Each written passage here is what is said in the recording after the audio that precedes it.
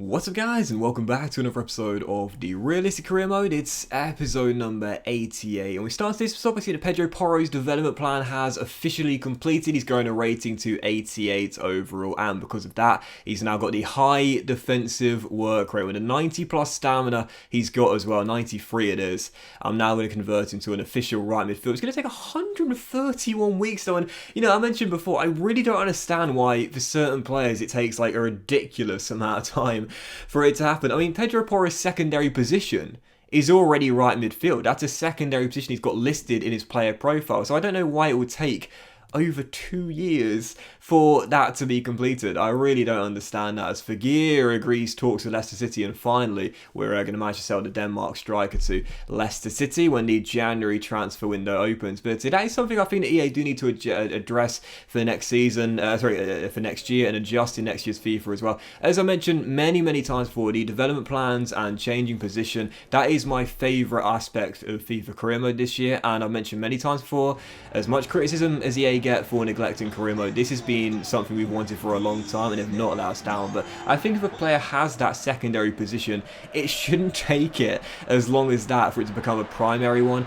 Now I understand, again, it's often determined based on how suited they are to that position, how well suited they are based on their range of attributes. But if a player has that as their secondary position, it means they've probably spent time playing there. And as I mentioned before, if they do play there and gain match experience there, it shouldn't take as long either. Like I've mentioned before, like in FM for example, the more times you'll play a player in that position and get the match experience in that position, the easier it is for them to be retrained into, well, obviously in FM it goes up in stage before they eventually become what is considered a natural. So that's the one thing I'm hoping from next year EA change a little bit of position changes. It should be a little bit easier, I think, even if it might seem like a tough adjustment if the player has it as a secondary position listed in their profile, or they get a lot of experience playing in that position. But still, with the first game of today's episode, very excited for this one. Atletico Madrid, our first battle against Diego Simeone's side in the series so far. Really excited for this one. Took the lead in the first half, and then in the second half, 2 minutes to go, still leading by a goal.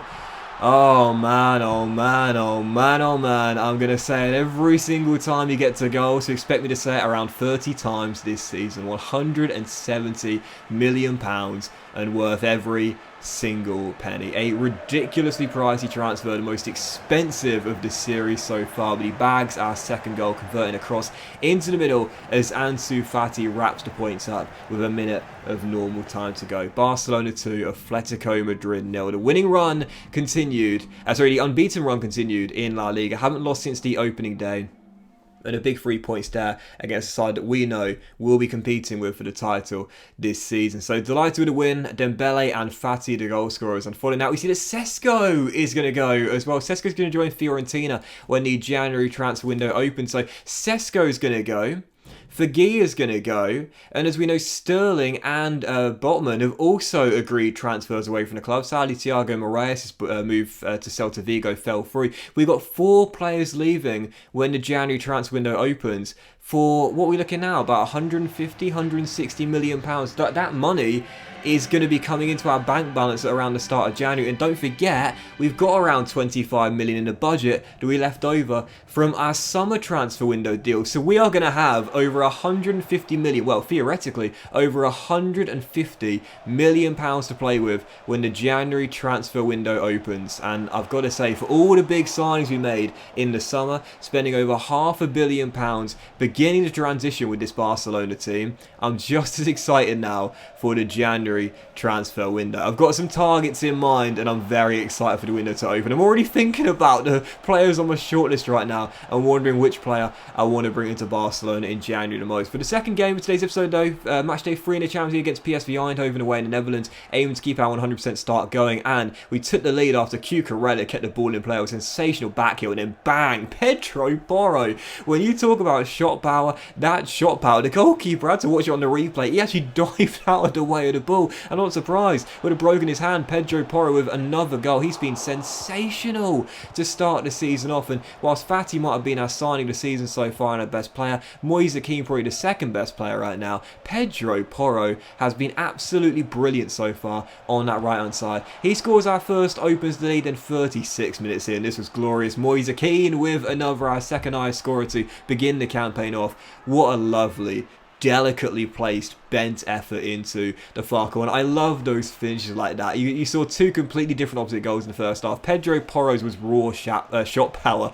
Moise Keane's was literally just accuracy and then some beautifully placed effort. He made it 2, and then he set up our third goal with 16 minutes to go. Conrad de la Fuente, the American, playing for a contract extension with his deal up come the end of the year. First minutes of the campaign, and how does he mark it? He bags our third goal of the game in the Netherlands. So PSV 0, Barca 3, and when I said the group was drawn, we had the Turkish side, Dutch side, and of course Manchester United, the English side as well. I felt very confident of progressing through this group with no disrespect to the teams we'll be facing. I just thought we'd be the best team out of the group, and well, with 6.5 minutes to go, I guess I was just feeding myself in. Mikel Oyarzabal scores an absolutely sensational goal, and this is why I'm not too concerned about Sterling going to Bayern Munich in January, because we've got so much depth in the winger area. Dembele and Fati are our starters, but off the bench, Oyarzabal, Trincao and Sterling, and lest we forget, he scored in this game, De La Fuente in the reserves as well. We've got so much depth in the wide midfield areas, and Oyarzabal coming off the bench, what an option to have. He scored our fourth and final goal,